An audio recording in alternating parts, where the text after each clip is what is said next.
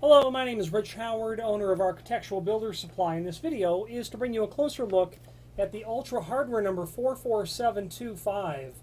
This is their mortise spring dead latch push button combination door lock is what it is. This is the box that it comes in. Your label on the end there.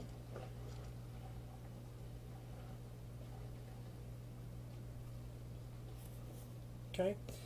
This video will be in probably 4 parts, starting with the most likely reason that you're viewing it, just for a visual sort of demonstration or visual review of the lock. So the Ultra hardware number 44725 is a combination lock, and this is relatively common. You will see these in lots of places, and we sure sell them, and we get asked lots of questions about them because of what they are. This is a combination lock that will allow you from anywhere from 4 to 6 digits to set. Any of them can be used except the C, and that's the clearing button. That has a special sort of operation. So your code can be C, always start with C, and then it can be 4, 5, or 6 characters. Now, a very common question that I get asked, and I'll just say this up front, you may not even think to ask it, but people do sometimes ask. You can enter those combinations in any order. It doesn't matter with this lock.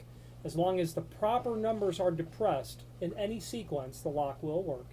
As you can see, there's looks like there are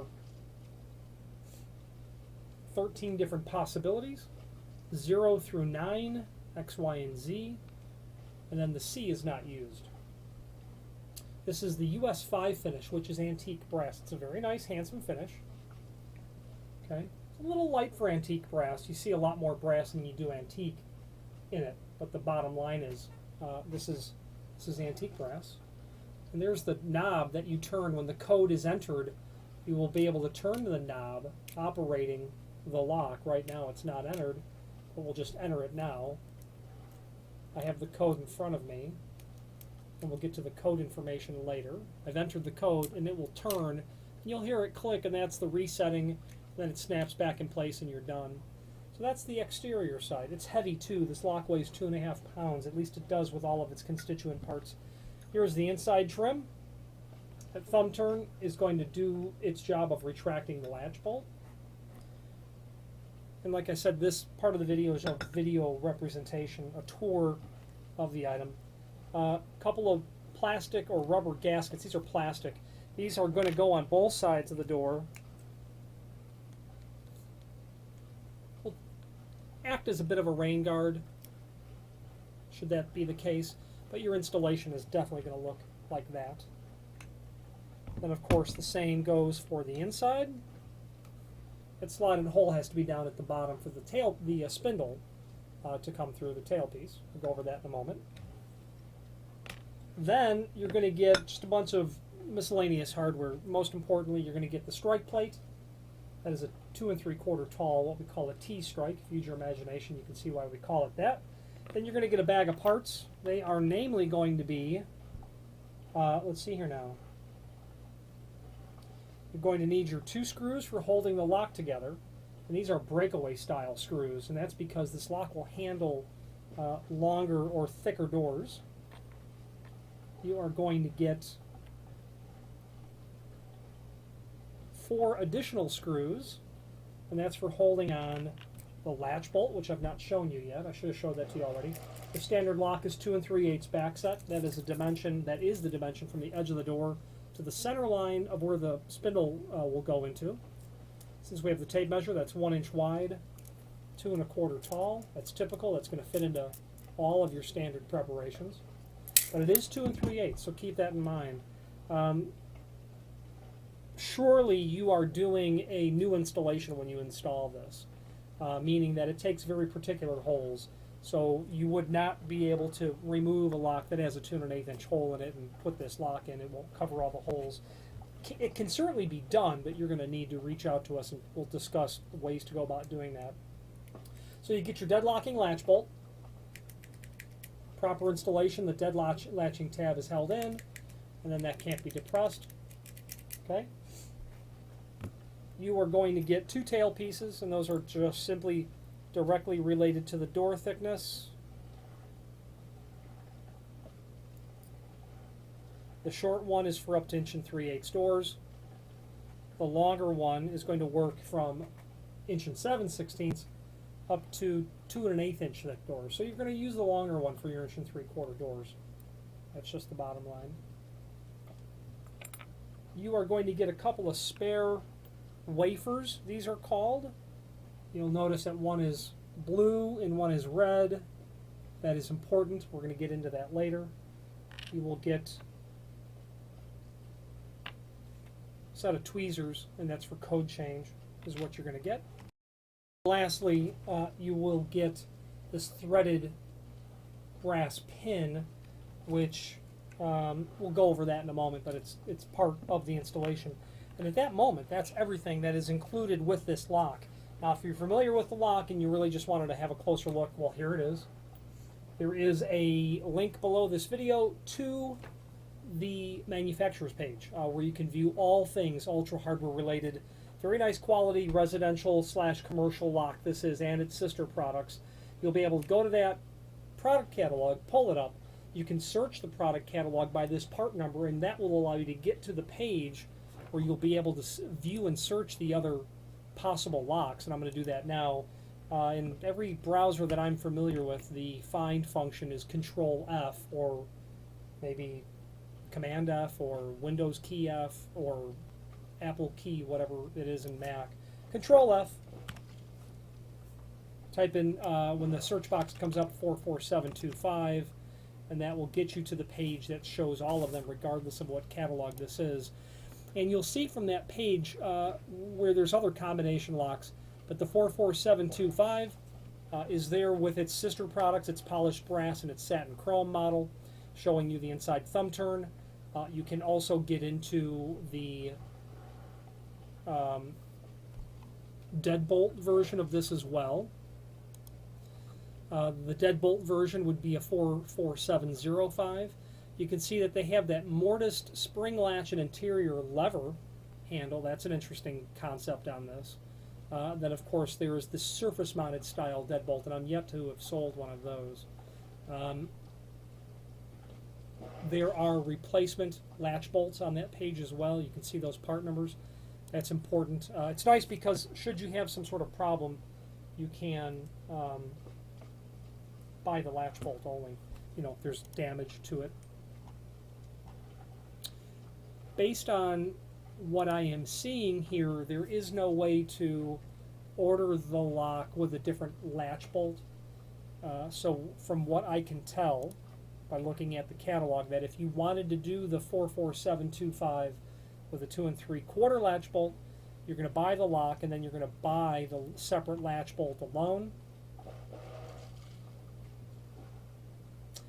which would be 06972.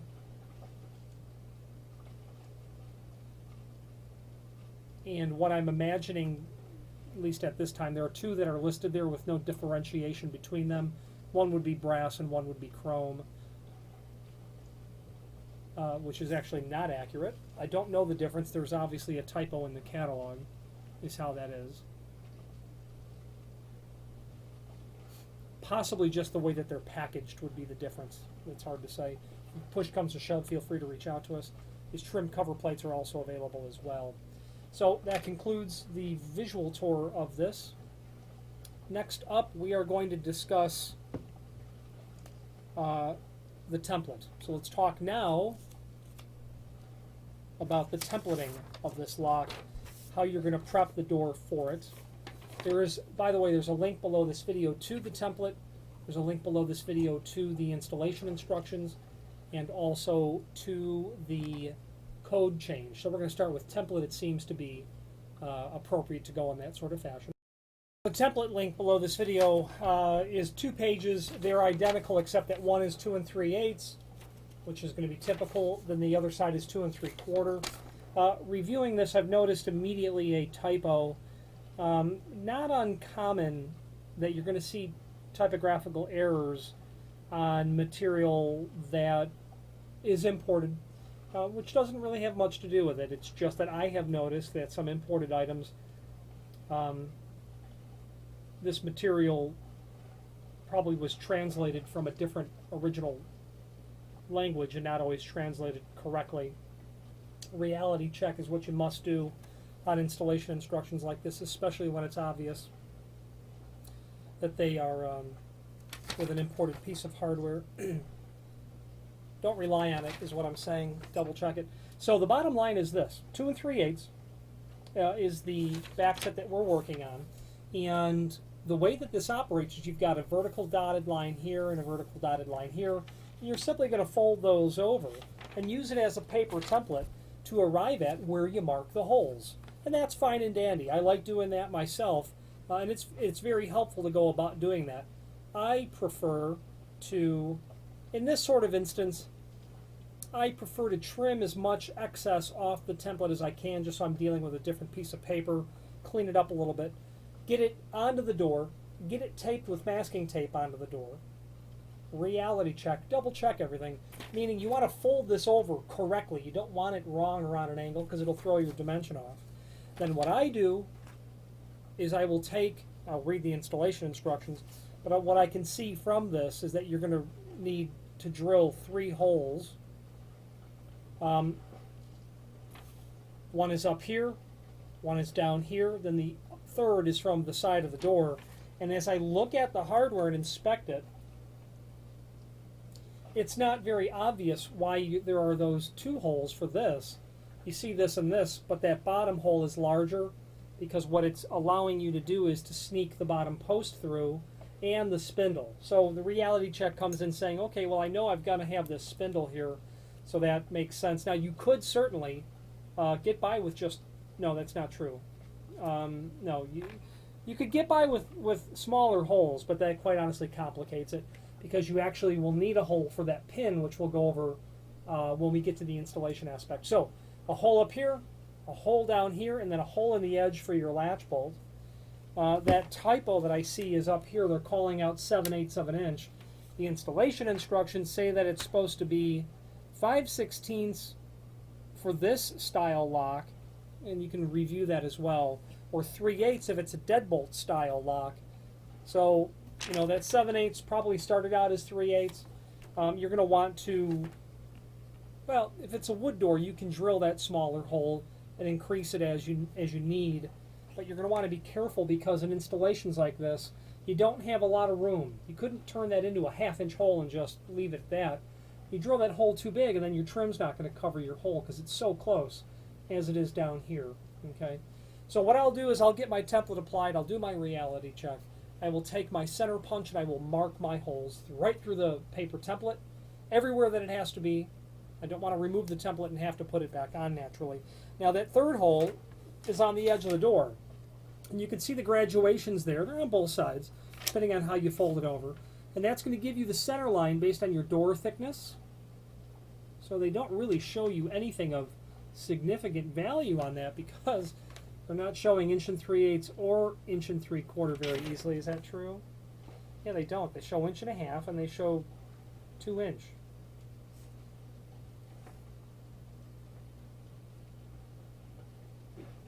I don't know. It doesn't make sense. Maybe millimeters is more important in terms of what this was originally called out as.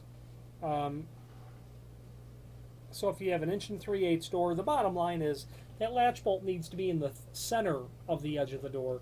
Now I will always measure my door because an 1 3/8 door is not always exactly 1 3/8, and I'll compensate. That 1 3/8 door can be as much as, you know, 50 thousandths thinner. And while that's not even a 1/16 of an inch, it does matter when you're drilling a hole for a latch bolt, and it's got to fit in there properly. So you'll adjust for that as necessary. I will center punch my holes, remove my template, get my tape measure now, and check everything. Check the tape measure against this, and check it against the hardware. You saw that I measured it 2 3/4. I would probably measure the diameter of this. I'd measure my center to center down here, and be real sure before I drilled. And at that point I would proceed with drilling. I would probably start with like a 1/8 of an inch drill, nice and straight, reality check, take the hardware up to it, and then once you knew that you were spot on, go about with your full drilling. The template, the instructions say 5/16 for this lock. This template says 7/8. That's clearly not 7/8. Maybe 3/8 would be okay, but 5/16 is what they say. If you find that you get the lock on and you're really fighting to get it on, maybe enlarge in one of the holes, or increase the size of one of the holes. Enlarge one of the holes ever so slightly, you know, to get that, or even go in with a very small file and just clear it out real nice. So the installation instructions call out 5/16 for the top, 1 7/16 for the bottom, and that is what the template says. Then they want a 1-inch hole in the edge of the door. Now, that is certainly what is called out, and that's okay. I don't think you need a 1-inch hole in the edge of the door. I would go with 15/16. The reasoning is that body diameter is 7/8. The faceplate width is 1 inch. So, you know, I don't really want to see my round hole on either side of this at all. So I'd be tempted to go for 15/16, but that's just my experience. Otherwise, follow the installation instructions. Then, of course, you're going to mortise. The depth of that's probably 5/32 of an inch. You're going to want to mortise that so it's flush. Router is my tool of choice when you're doing finished plate work like this. It's 2 1/4 by 1 inch, as we discussed earlier. Okay. Now that template is 2 3/8, and it's just simply going to, it's just simply going to give you the proper dimensions. Having put a tape measure on the actual piece of paper prior to getting it on the door is what I mean to say. Your holes are through the door. You got your preparation of the edge. You've mortised the edge of the door for the face of the latch bolt. And at that point, you're ready to start installing the hardware. So that concludes section 2 of this video about the template. That link is below this video. Now, moving on to the installation instructions. There is again, the third link is down there, or a second link, installation instructions. These are very simple and straightforward, and quite frankly, after you've gone to all this work, you're kind of done doing any reading, but this is important, obviously. Apply the proper template to the edge of the door and mark the hole, drill it, etc. That's step A in installing the lock. Step B, for spring latch bolt series, which is what we're doing, drill 1 5/16 hole, so we're going over the template stuff again. Install the latch bolt to the edge of the door. That goes on first. So jumping down to the halfway through part of part B under heading 1, install the latch bolt. Latch face should be flush with the surface of the edge of the door. That's true. You're going to obviously install this in the proper orientation of your door hand. That'll be quite obvious when you're doing it. You know, you can't, this can't be what closes first. Then, section C, place rubber escutcheon in outside of door. Insert the 2 hexagonal legs of the outside lock body into the holes. See figure 2, that's obvious. One of the plastic trims goes here. Get the entire mechanism into the door. It should stay there without falling. I would not leave it just hanging there myself. That will fall and for sure is going to damage the lock. So be careful with that. Okay.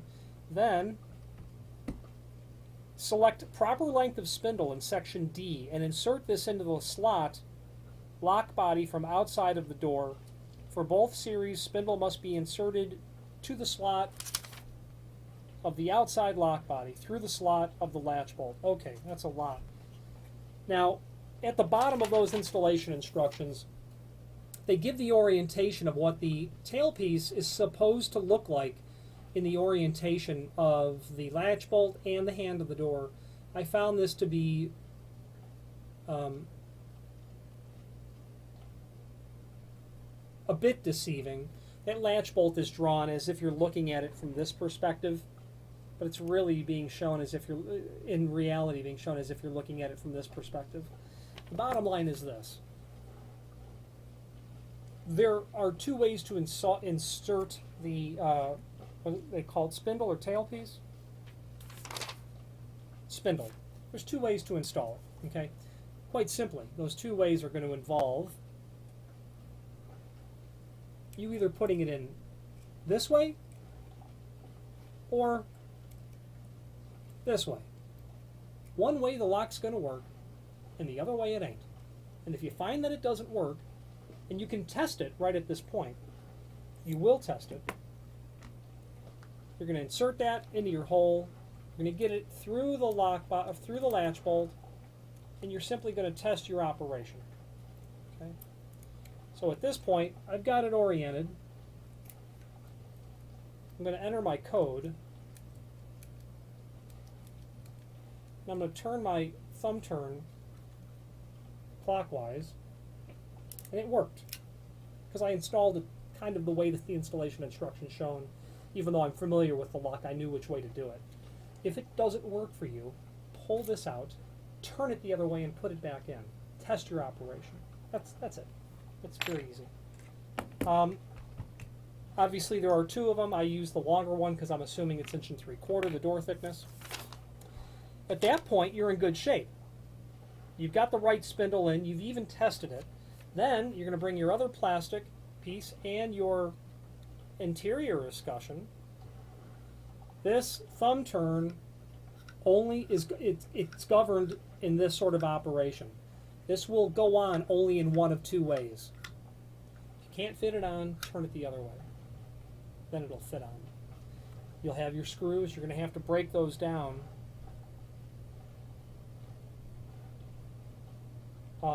You probably have to nip the first two off. I'm looking to see if... So after reviewing the installation instructions thoroughly, they don't give a guideline by where to cut these off.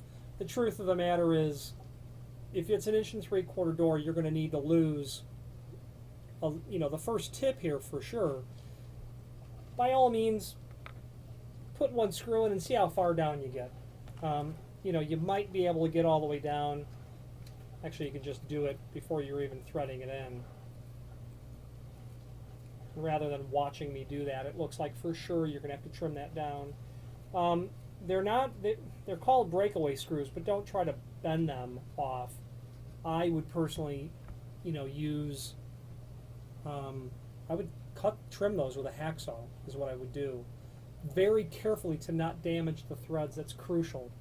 Otherwise, you're not going to get the lock back together real easily. 2 screws go in. Time to operate the lock.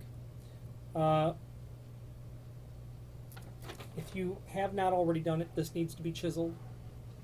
Generally, what you're going to find is that the center line, you're going to want to be sure that you have the back set of where the strike is to be related such that the dead latching tab is not installed like this.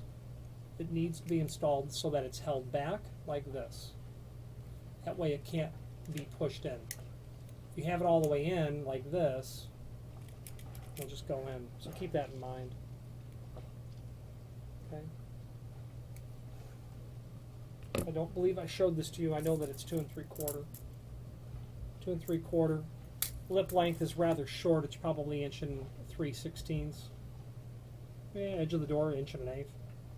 Screws are included for that. Time to operate the lock after the strike is attached to the jamb. Inside of the lock is always operable by turning the inside knob. You'll always be able to exit. To enter the lock, push the set codes on the buttons and turn the outside knob. If you reset the code, refer to the attached. If you need to reset the code, refer to the attached how to reset the code. Link below this video to the code changing instructions, and the next part of this epic video will be that.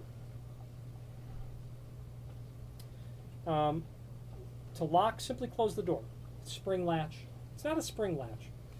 It's a spring latch in the sense that it is automatically locking.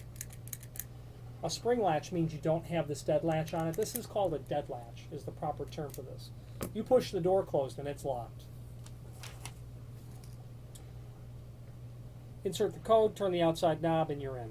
Always press the C button before using the push button for entry. And they always want you to push the C button after locking the deadbolt. So that's a deadbolt function. Obviously the C, yeah, that makes sense. If you have the latch, the automatic lock, C for clear, then your code. You turn it and you heard that click. That resets the lock back to the fact that the very next time you try to turn the knob, it's locked. Not so with the deadbolt. The operation has to be different, meaning when you lock the deadbolt, you have to push the C button because that sets the code chamber on the inside of the lock back to its locked state. So it's pretty crucial that you do that. Likely the code would be your code and then C at the end is what they would give. Now, the code for this lock, it comes on this piece of paper, and that's C12789. So it's just C for clear, 1, C, I had to hear it click, 1, 2, 7, 8, 9 by the microphone. Okay. So C 9, 8, 7, 2, 1, just the reverse of that, and it worked. As done, you could put it in any order. So that's that. That is the installation of the lock onto the door. The fourth and final part of this is going to be code change, and hopefully you've not had to sit through all of this to get to code change. Now, code change is very simple and straightforward with this lock. You know what? In the installation aspect, there was one part that I forgot. So let's back up. This pin goes into this hole in a proper installation. This pin is threaded to either here or here on the back of the lock. Sorry, I neglected to mention that earlier. You'll thread it in. Obviously, this lock is going to work. Oops, like that. And that pin's going to help keep that lock from moving anywhere because you'd want no pressure on that little tail piece because it would cause the lock to bind. So you'll just insert this into whatever hand the lock is. Okay. Now, code change. Code change is simple and straightforward. They admonish you, please don't do this yourself. Please call a locksmith. Sure. Why not? It's certainly... you can't say that they didn't warn you kind of admonishment. I say jump in, the water's fine. It's an easy lock to it. All these are easy if you take the time to read the installation instructions. So you might just not want to deal with it is the bottom line. This sort of lock operates on wafers. Those wafers are either blue or red. They're different in the sense that the red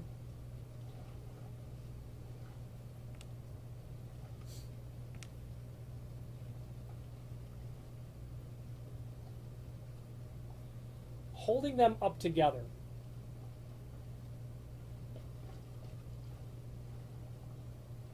well, you know what, even easier. Holding them face to face, you'll see the notch is different on one versus the other. That open notch. So this guy right here is the notch. So on the blue it's at the top, and on the red it's on the bottom. Now, suffice it to say that when you push clear, it sets all of the internal wafers at a 0 degree. As you then push your buttons, it will put those wafers into a specific state. When you turn the knob, it forces the code mechanism to actually operate. If the code mechanism is prevented from operating based on the fact that there is or is not a notch in the wafer, it will either turn or it won't. It'll either turn or it won't. So your blue are your active wafers, and the red are the ones that are not active. I'm going to pause this video and reposition the camera at this point. Okay, so now we have got the camera repositioned. So the back of the lock is where you're going to start. You see that there are two red screws, one here and the other down here. I'm going to put this on the desktop and I'm going to remove those screws. You're going to want to control the plate with your fingers. That's crucial. Control that plate because there's springs underneath there. Just removing the two screws. And as soon as you remove that second screw, you can tell it's spring-loaded. Now, I've not changed this combination for a while, in a long time, so I'm doing this literally for the first time. Slowly remove the pressure from the back of the plate and don't let it tip over. If you can, for goodness sakes, help it. Carefully remove that plate.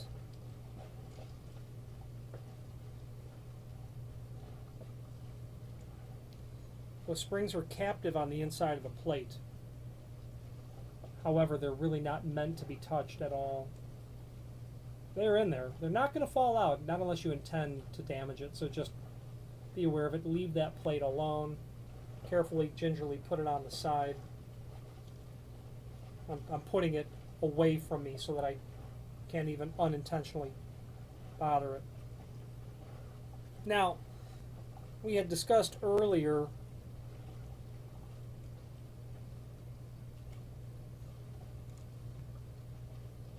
about the red and the blue wafers. And you can see you've got red and blue. And I feel like I may have said that backwards, but the red wafers are your active wafers. Okay. Now, the code change installation instructions, yeah, they do call it out on page 2. The red wafers are what are called the unlocking codes. The 8 blue are what is called the neutral digits. They don't do anything. And there is a plain wafer that is down in there, which I don't see. So 5 red. Oh, the plain wafer is the C wafer. That one you don't touch. So 5 red are your unlocking. The 8 blue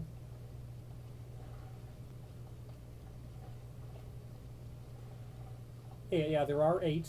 Those are your neutral, and then the 1 plain. So that all jives with what the installation instructions are basically calling out to you. So the code change paperwork, which is there,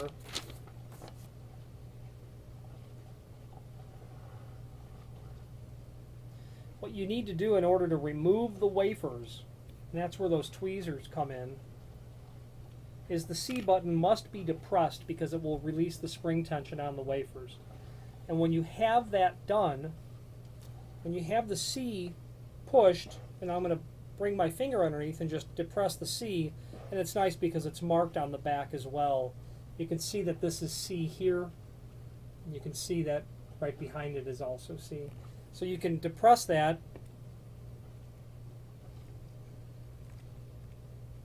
keep it held depressed, and that will allow you to pull these wafers out. So I just was able to get in there and grab the Y wafer and just pull it out. So the Y wafer, and you can't pull it out unless you have that C depressed. It clears it. The Y wafer is blue, okay, and blue is a neutral, so it's not going to do anything.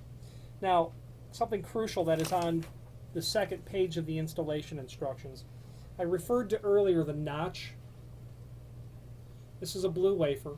It's different from the red because the red is notched down here. It doesn't matter. The notch is always to be facing the outside of the lock. So these wafers, that notch needs to be facing outside the lock. These wafers, the notch needs to be facing outside the lock. That's just how it has to be done. You can only install it one way when you observe that rule, notch towards the outside, and then of course your colored point is going to be towards the top. So I'm going to replace the Y. I'm going to depress my C.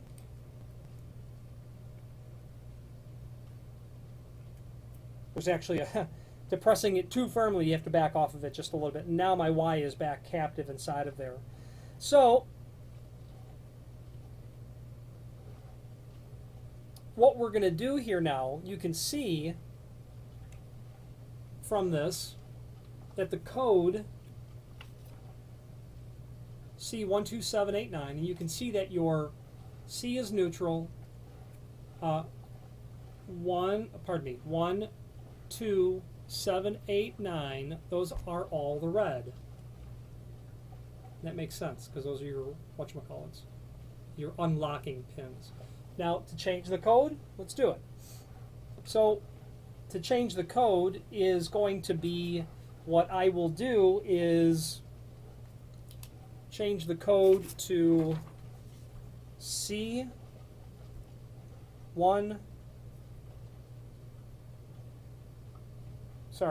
C5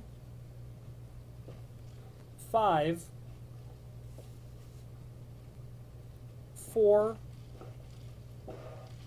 6 0 X.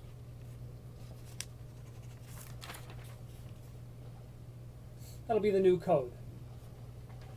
So, and then obviously because I'm shipping this to a client, I will change it back to the factory original code.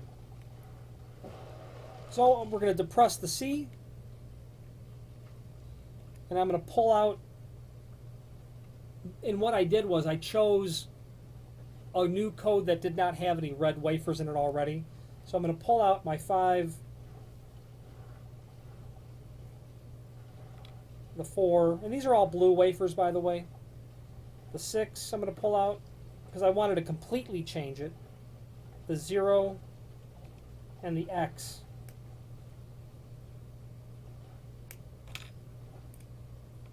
Okay, now I've taken out 5 blue wafers because I have to put into those spots. Remember, my code is C5460X, so you'll see that the 6, the 4, the 5, the 0, and the X are all empty, but I've got to put the red wafers into there because those are the unlocking wafers. So now what I'm going to do, I've got my 5 blue right here.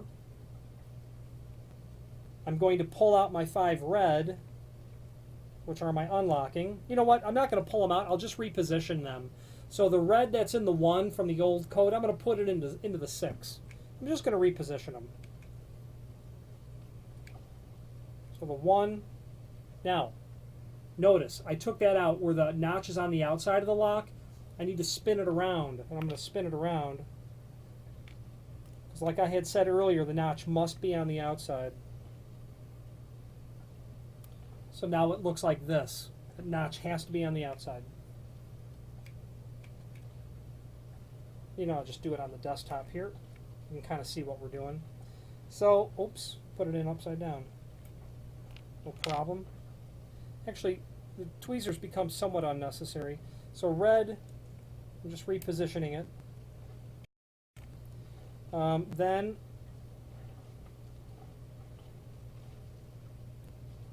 I need a red in the 4, so I'll pull the 7. Flip that over to make sure the notch is on the outside. I need a 6, that's my next code. 6 is already done, so I have to do my 5 now. 6 I did, I just moved the 1 over. I need to get 1 into the 5, and that has to be red, so I will pull the 2 out and put it into the 5. I don't have to flip it over because it's on the same side. My 0 needs a wafer, and I'll pull that out of the 8.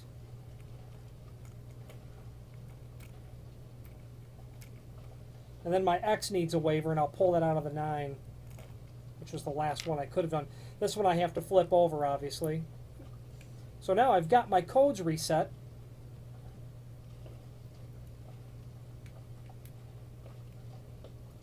My 6 was sticking out a little bit, so I just depressed the C to get it seated back down. So now I've got my 5 original blues that are the neutral wafers that need to go back into the 5 original holes, and the empty ones should be 1, 2, 7, 8, 9. Let's double check that.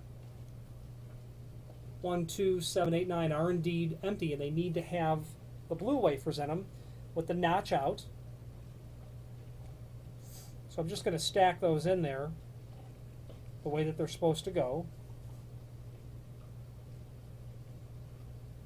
with the notches out and the painted tips up.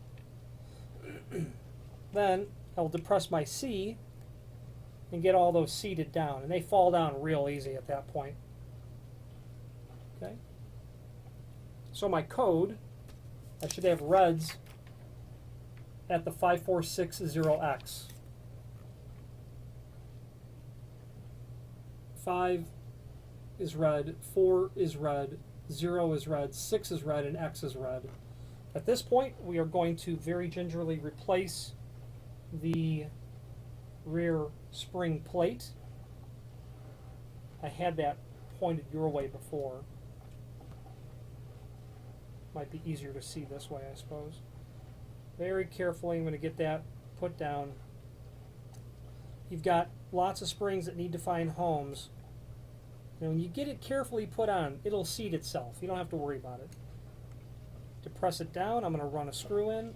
And the point of doing this is, I'm going to set the code back for the client before I send it back.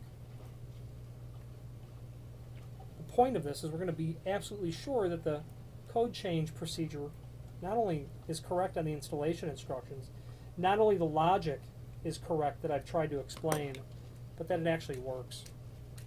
So that's certainly locked. Let's try it. C5460X. C for clear. 5, 4, 0, 6, X. Perfect. You heard the click. That's what you want. It works. Now it's locked again. So I can see it on the back, actually. I can just hold it right to the camera. Oh, okay, so C, clear it. 5, 4, 0, 6, X. Perfect. That is the code change procedure. Here we go. So that's the code change procedure on this Ultra Lock. If you have any questions or concerns about how to go about doing that, feel free to call. I'd be happy to help you. I might need to refresh my memory. I only go through this occasionally for someone. Nice quality lock. That code change is nice. Some people don't like the fact that any set of the numbers can be entered. I personally don't see the point. There are so many being concerned about that. There are so many digits that, I mean, what's the chance of just hitting 4, 5, or 6, or 5 in this case out of all of these? I mean, there's lots of opportunity to get one wrong. So, there you go. As I had mentioned a long time ago, there's a link below this video to the installation instructions, to the template, to the code change. There's a link below this video to the manufacturer's page where you can pull up the full line catalog, as we discussed earlier. By all means, familiarize yourself with the balance of the Ultra hardware line if you're looking for good quality import builders hardware for residential use, and they've got a great line of stuff for commercial applications as well. As if you do standard tenant build-out sort of work and you're looking for exit devices, door closers, and lock sets, Ultra has what you need. Very good quality material at a very good price. If you have any questions on the Ultra hardware, 44725 mechanical combination lock, or any other Ultra hardware product, please feel free to reach out to us. Thank you.